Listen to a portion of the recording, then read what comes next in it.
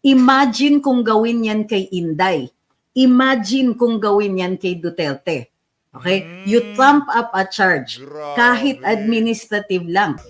Binibrainwash tayo para mag-away-away tayo. Sa totoo lang, yung lahat ng programa ng Pangulo, maganda.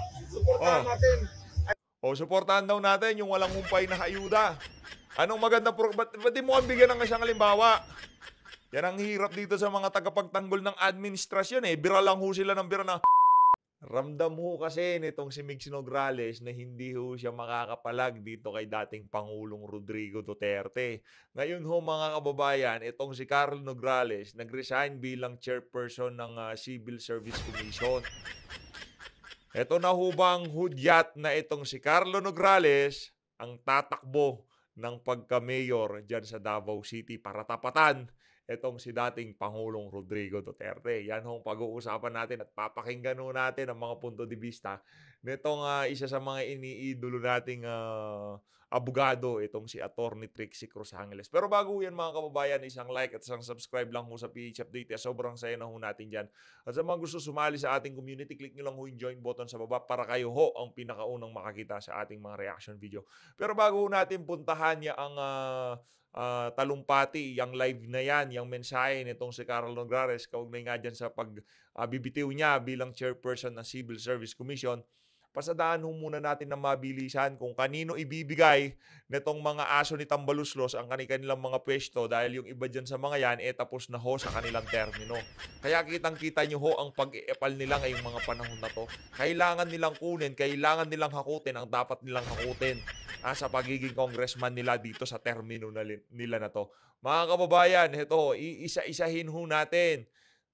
Ito ho mga kababayan, sa District 2, Siargao, ang tatakbo ho dyan walang iba kundi ang asawa netong si Ace Barbers, itong ating kwentong barbero dyan sa House of Representatives. At sa ano naman ho mga kababayan, dito naman sa ikalawang distrito ng Surigao del Sur, ito naman ho mga kababayan, ang kanyang anak. Talagang ayaw bitawan ng kapangyarihan itong mga ano na to, itong mga aso ni Tambaluslos. Tatakbo naman ho para gobernador itong si Pimentel, itong si Pimentel. Nawala, saan napunta? Teka lang ho nawala. Ito. Ngayon naman ho mga kababayan, kay Dan Fernandez naman ho, ang kanyang anak ang tatakbo. Tatakbo siya sa unang distrito ng Laguna. Papalitan niya ho, ito, ang daming young guns sila yung magiging young guns sa susunod na kongreso. Ito naman hong ito namang si Dan Fernandez, tatakbo naman ho para gobernador. Pare-parehas kayo ng pare-parehas sila ng playbook, no? Pagkatapos nilang nag-congressman, pasok sila bilang gobernador. Wala talaga. Ayaw na hong magpahinga. Ito naman, ano naman gagawin nitong si Dong Gonzales? District 3, Pampanga. Ang kanyang anak na babae naman hong tatakbo sa pagka-congressman sa ikatlong distrito ng Pampanga. Mga walang yatong mga tao na to. Grabe. Talaga hong walang kabusugan. Pagkatapos ng tatay, yung anak naman. Huwag nyo iboto yan. Sino bang kalaban Sino bang kalaban ng anak nitong si Dong Gonzales? Iboto nyo yung mga kalaban nitong mga to Una, yung kalaban nitong asawa nitong si Kwentong Barbero. SILG? Hindi maging SILG yan. Hindi magiging SILG yan. Itong kalaban nitong asawa ni Ace Barbers, yun ang butohin nyo sa mga taga Surigao City, iboto nyo yung kalaban ng asawa nitong si Ace Barbers. Dito naman mga kababayan, naku po, ito na nga ba sinasabi natin? Ang BFF nitong si Saldico, siya ho ang papalit diyan sa Ako Bicol Party List. Ito naman si Congressman Bungago. Tatakbo ho para congressman ng unang distrito ng Albay. Ano na siya? Level up ka, sir, Parang napatunayan mo ang sarili mo dito kay Saldico. Ikaw ang tatakbo para anong tatakbuhan nitong si Saldico? Sa bagay, kahit di na tumakbo yun, paldo na yun Ito mga kababayan, dito naman ho sa bahagi ng video natin na to, pakinggan ho natin ang ambush interview. Ito, balikan lang natin na mabilisan. Kayo mga kababayan, sa mga lugar na nabanggit ho natin dito, diyan sa may Surigao City, diyan sa mga Surigao del Norte, diyan sa Laguna, Pampanga, yaang taga-Albay, mga taga-Albay, huwag niyo hong iboto lahat ng nakikita niyo hong larawan dito. Alam ko, etong mga mukha na nandito sa ano na to, larawan na to, malakas ho ang kanilang mga pangangatawan nga sa susunod sa papalapit na eleksyon kasi nga naman nakasandal ho sila sa pader ng administrasyon. At kitang-kita nyo naman ho ang pinamimigay ng mga yan AIX, tupad, akap, serbisyo, pero at napakarami pang ayuda ang aasahan nyo dito sa mga politiko na to. Kaya pala, sobra ang pagpapakaaso nyo kay Tambaluslos. Sobra-sobra ang pag-quad committee nyo. O overtime pa kayong mga walang niya kayo. Tapos na pala termino nyo. Iisang termino kayong governor o kung ano mang pwestong tatakbuhan nyo. Tapos babalik kayo dyan sa House of Representatives. Yun o kasi ang ano yan mga nasa playbook ng mga yan Ito mga kababayan, dumako tayo dito kay Pulang Kabayo, dito kay kay Manny Pacquiao. Pakinggan natin ang mga punto de vista niya. Doon sa video natin kagabi, pinanatan na natin to Pero pakinggan natin itong kanyang ambush interview. Game. Wala ako support ako sa programa ng ating Pangulo. Wala namang masama sa programa ng Pangulo para naman ito sa kinabukasan at kaunlaran ng ating bansa. Bakit hindi natin suportahan? Sige. Ang problema lang talaga natin, nagagamit tayo ng mga ganit ng mga politiko, yung magnanakaw ng mga politiko dyan, binibrainwash tayo para mag-away-away tayo. Sa totoo lang, yung lahat ng programa ng Pangulo, maganda. Suportahan natin. Suportahan daw natin yung walang humpay na ayuda. Anong maganda ba't di mo kang bigyan ng isang halimbawa? Yan ang hirap dito sa mga tagapagtanggol ng administrasyon Bira lang ho sila ng bira na magaling ang administrasyon, suportahan nating administrasyon. Yan ang hirap, di ba? Yan o talagang pambanat nila. Maya't maya meron silang banat na grabe ang administrasyon, napakagaling. Suportahan natin. Pero pagka tinanong naman ho natin kung ano yung mga programa ng administrasyon, wala naman ho silang maibigay. Di kagaya nung panahon ni Tatay Digong, ano yung kanyang programa? Labanan ng illegal na droga. Labanan ng korupsyon sa pamahalaan. Dito, anong programa nila? Mamigay ng AIX, mamigay ng tupad. Baka, yan, matagal hong nawala sa politika. Baka akala niya yung ginagawang hearing dyan sa House of Representatives, programa yon ng pamahalaan. Palakpakan natin kung anak ng tokwa. Sen Manny, ano nangyari sa inyo? Baka, siyempre, alam nyo naman huyang si Sen Manny, paintindihin na lang natin. Baka akala niya yung quad committee, programa yun ng pamahalaan. Tuloy. Ito ay para sa kinabukasan natin. Dami talagang maraming problema ang ating bansa, pero ang pinaka-dulo, ang pinaka-puno ng problema ay yung korupsyon. Ganyan, balentong ng suportahan, magaling ang pamahalaan, yung mga programa the best. Maya-maya, sesegue na naman. Number 1 problema natin, korupsyon. Ano ba talaga? Magaling ba talaga ang administrasyon? Kailangan ba natin, ano susuportahan natin sa administrasyon? Yung korupsyon? Yun ho ba yun? Senator Manny Pacquiao? Kasi walang magandang programa kung number 1 na problema, korupsyon. Tama, mali. Ngayon, ibinibida sa atin itong si Senator Manny, suportahan daw natin ang pamahalaan kasi yung mga programa magaganda. Tapos bigla tayong babalikan na korupsyon ang problema. Ano ang programa? Korupsyon ho ba? Hirap, Sen Manny, no? Hirap maging senador, no?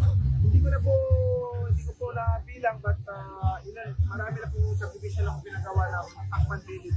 Wala kaming pakialam sa mga Pacman Village mo, Brad. Pinatayo mo yan, problema mo yan. Para sa mga binipersyaryo, palakpakan natin si Manny. Diba? Kung yan ang ginagawa mo, sir, at di ka napapasok sa politika, wala tayong problema. Pero kung dadami yung mga politikong kagaya nitong si Lito Lapid dyan sa Senado, pasensyahan tayo, sir. Tama na ho. Sobrang umay na ho sa bayan ng Pilipinas, sa mga Pilipino, sa mga senador na kagaya mo, kagaya nitong si Lito Lapid, at kagaya ng mga nagpapakaaso sa administrasyon ni Marcos Jr. Ultimo pera ko. ginastos ko para sa taong bayan. Ito po, At dahil dyan, kailangan kang palakpakan.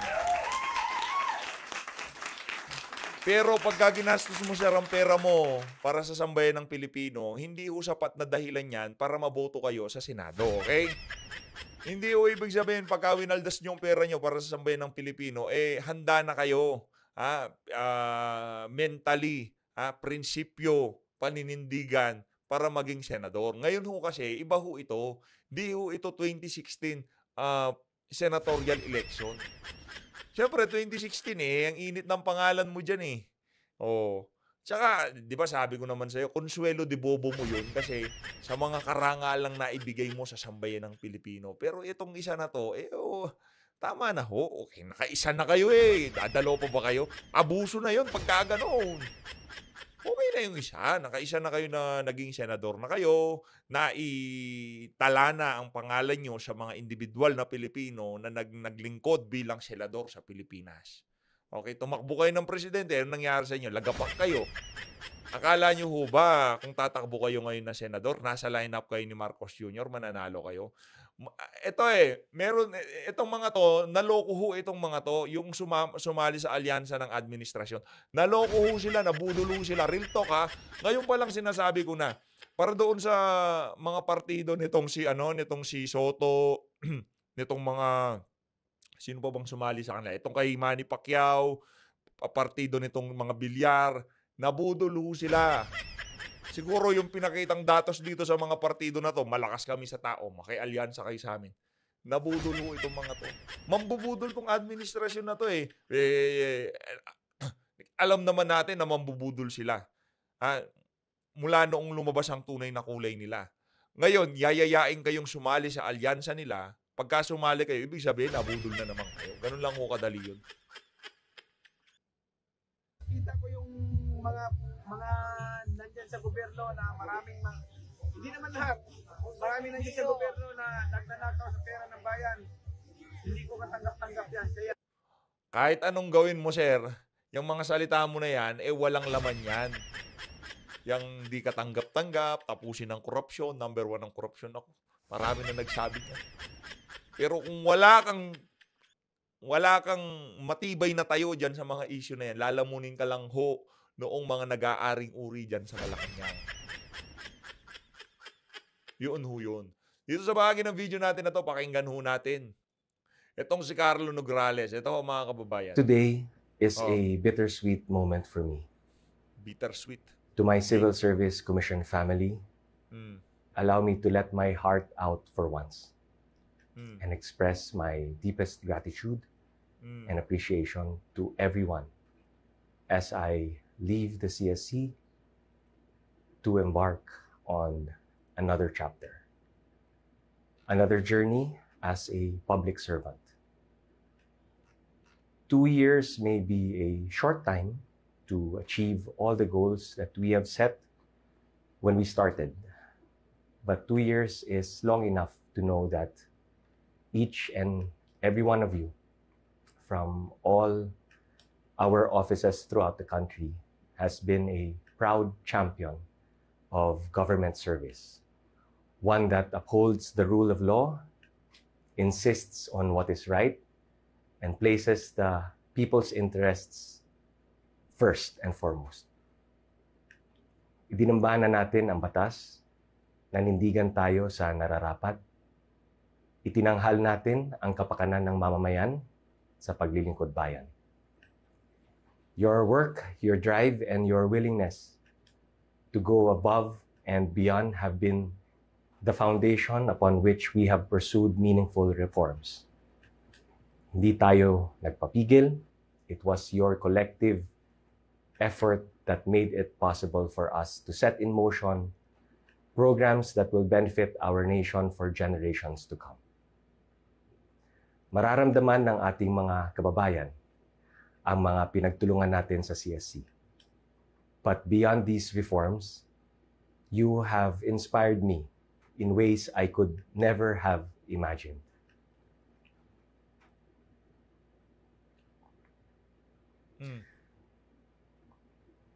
Ang dami mo naman po, sir.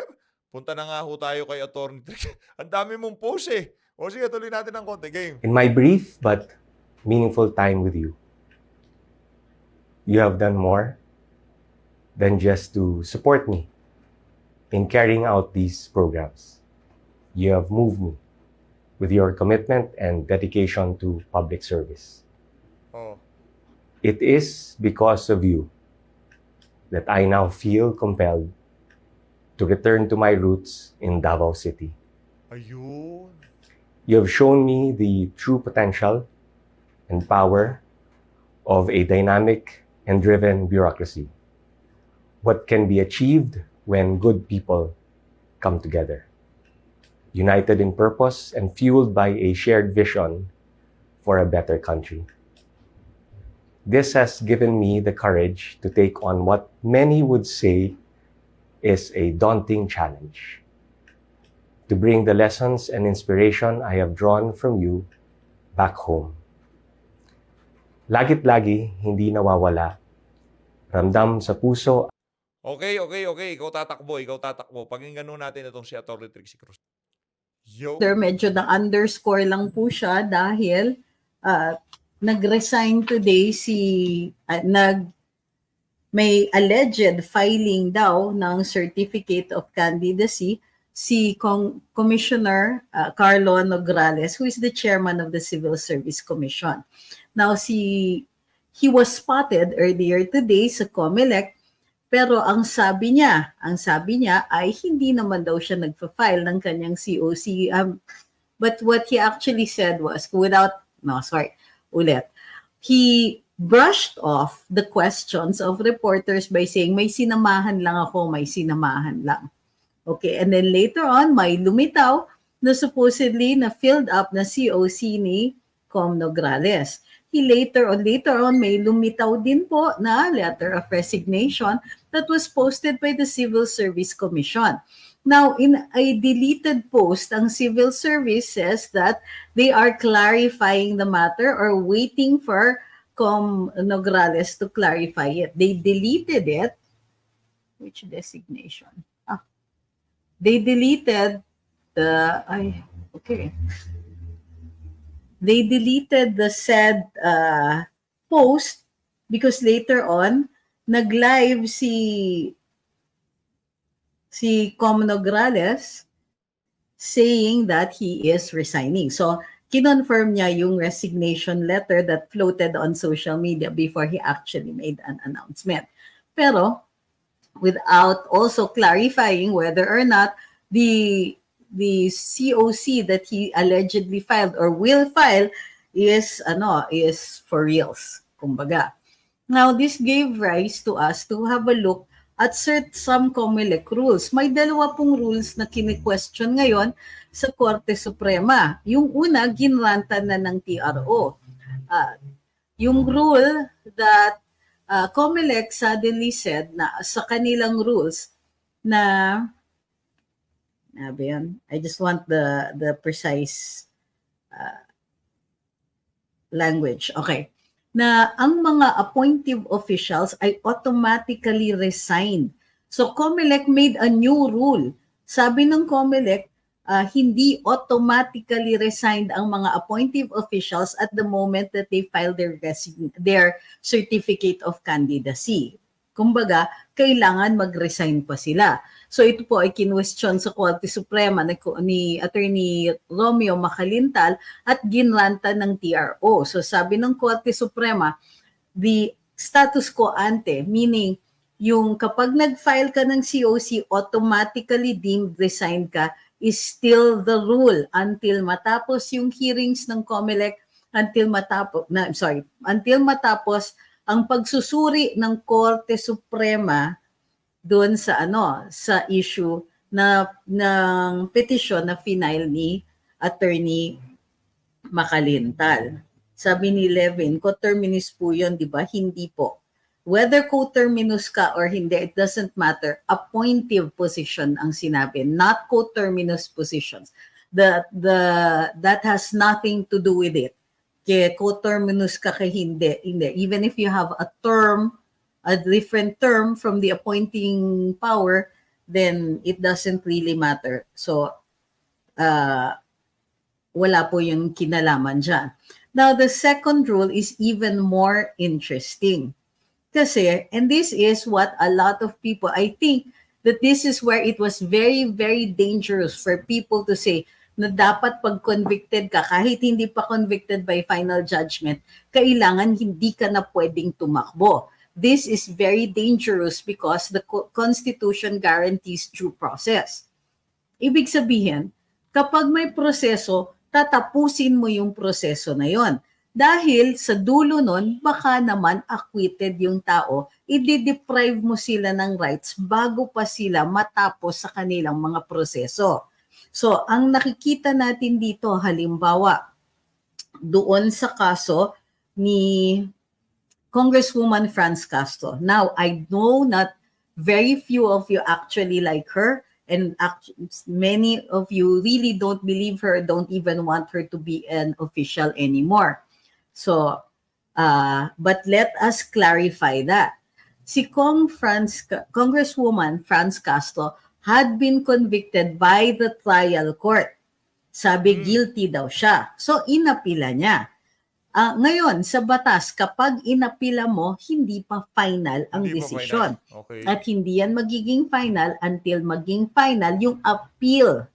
Okay? So, grabe na, sana naging ganyan na lang ho tayo kagaling, kagaya nitong si Atty. Trixie magpaliwanag. Palakpakan ho natin. O, para doon sa mga nagtatanong ho kung bakit convicted na itong si Franz, bakit mapahanggang sa ngayon nakaupo siya bilang nakaupo siya bilang party list representative diyan sa House of Representatives dahil inapila niya yung yung kaso niya, no. Dapat dun sa appeal manalo siya or matalo siya with finality bago mo masabi na convicted na siya by final judgment. Ay nawawala naman kapag ikaw ay convicted by the trial court. So normally ikukulong ka unless you file for a petition for bail pending appeal. Ang bail pending appeal, hindi yan matter of right. So it is the discretion of the court to decide to give you the bail pending appeal or not. Pero bail, habang nililitis yung kaso mo in court, is a matter of right except pag capital punishment and evidence of guilt is strong. Okay? Kaya ang tingin kong nangyari dito is nakaamoy ang COMELEC. This is my theory, nakaamoy ang COMELEC. Maraming nagsasabi na kapag convicted, dapat tanggal na, hindi na pwedeng maging kandidato. Kasi nakita nila yung mga reactions doon kay Franz Castro. So, gumawa sila ng rule at yung rule na yon ay kapag convicted ka na, ayan sabi ni AR, convicted by trial court, dapat isama na rin sa grounds for disqualification. Mahina batas dito sa Pilipinas. I will explain to you why that is unfair. Okay? I will explain that to you. Now, in fact, diba, it also applies to administrative cases. Kung ang admin case mo hindi pa final pero mayroon kang dismissal, tignan nyo lang ang ginawa kay Mayor Rama, yung dalawang mayor sa Cebu. Dinismiss sila and yung dismissal nila ay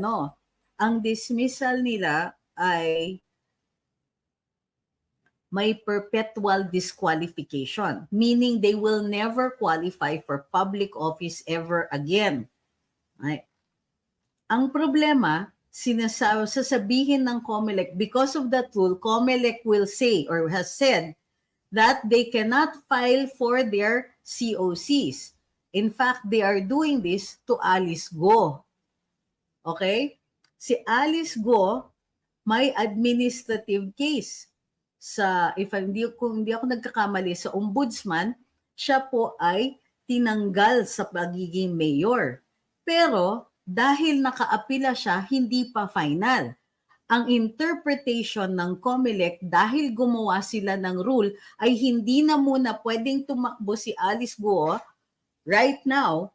Pag ni-reverse na lang yung decision on her removal, then she can be reinstated.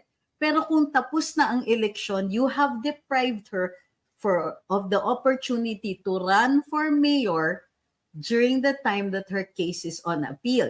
Imagine kung gawin yan kay Inday. Imagine kung gawin yan kay Duterte. Okay? You trump up a charge. Kahit Grabe. administrative lang. Pag administrative, mababa ang evidentiary requirement as compared. Talaga naman ang galing talaga nitong si Atty. Trix. Ibang klase, no? Paano na lang ho kung sakaling gawin ito kay VP Sara sa 2028? Yung ginagawa nilang yan kay Alice Go, galing talaga nitong si Atty. Compared to a Trix. criminal case. Torre, sige na, takbo ka na, Senador. Mas kailangan ka namin dun. Okay lang, kahit 6 years na walang luminous, basta nasa Senado ka. Okay lang, di ba? Kahit wala na munang luminous. Basta merong trick si Cruz Angela sa Senado. If they trump up a charge against you, you are removed. You will not be allowed to run until the appeal reverses the decision kung ang COMELEC rule ay masusunod. Kaya po ito kini-question dahil it violates the right to due process. Uulitin ko. Kaya yan nagkaganyan ng COMELEC dahil alam nila they can count on the ignorance of most people about the rules, about the constitutional protection for due process. Ulitin ko yan, ha? Yung mga sinasabi ninyo, dapat pag convicted, kahit hindi final ang conviction, hindi na pwedeng tumakbo. So now that's what they're doing. Pero they won't stop at Alice Go. Hello, AR, ano ka ba? Sabi niya, si Alice Go, ba't pinayagan mag-file? Hindi na nga, Sus Mariosep, yun nga yung kini-question na rule. Eh di naman siya Pinoy, Chinese siya. Saang hukuman na patunayan yung kanyang citizenship? Wala pang natatapos. Wala pa ho. So kahit yung administrative case doon sa Office of the Ombudsman ay inapila and therefore hindi pa tapos. Therefore, okay. Kung gagamitin natin yung ginamit na sukatan. But itong si Franz Castro nakapag-file. 'Di ba tatakbo siya ng senador? Parang unfair naman tayo. Iiral pa rin yung presumption of innocence. So yun yung problema.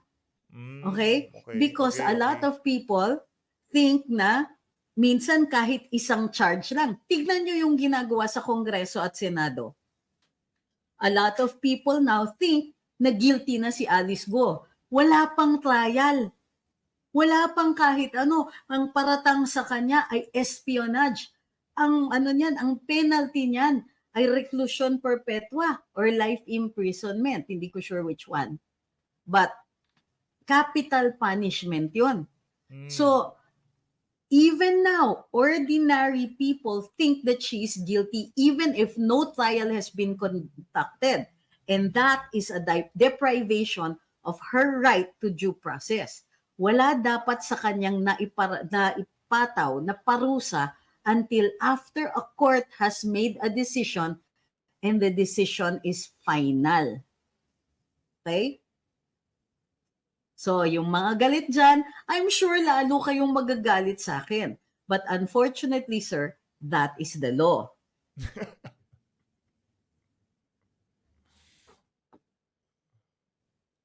Galing ho talaga nitong si Atty. Trix. Galing. Sabi ni Florentino Nicolas. Sarap lang di ba? Ang sarap lang pakinggan pagka nagpapaliwanag siya. Kasi pagka merong punto na dapat maintindihan mo, yung normal na pagsasalita niya, na-emphasize niya yung mga detalye na dapat ganyan yan.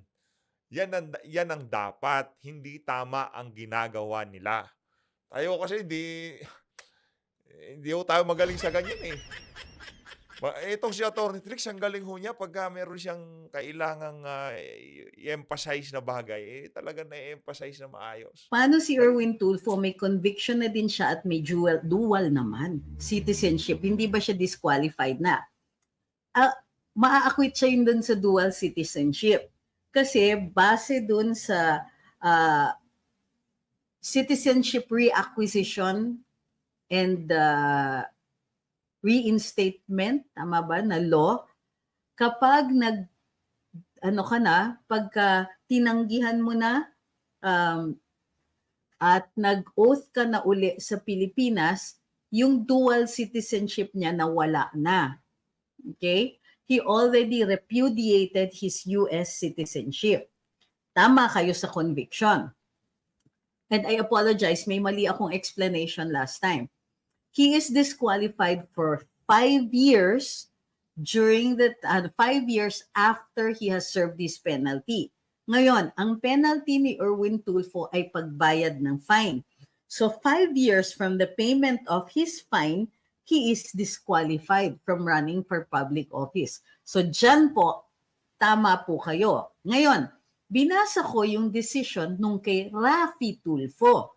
Okay? Kinasuhan siya doon sa COMELEC ng kanyang asawa at sinabi na, among other things, di ba, meron siyang bigamy and so on. Pero ang pinakamalakas ay yung sinabi na, in-inform na ang COMELEC na si Senator Tulfo ay convicted by final judgment of a crime involving moral turpitude, libel. Pero hindi pa po tapos ang 5-year period from the time that he paid his fine.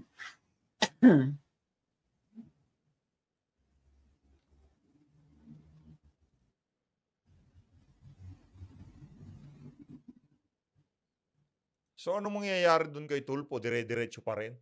Pagka nanalo siya, panigurado ko, questionin ho yan. Ayun na nga mga kababayan, dito na ho natatapusin ang ating reaction video kung di nyo pa ho napanood tong video na to. By the way, kung gusto nyo akong tapusin ang video na to ni Atty. Trixie Cruzangles, yan ang pinaka-latest niya kagabi.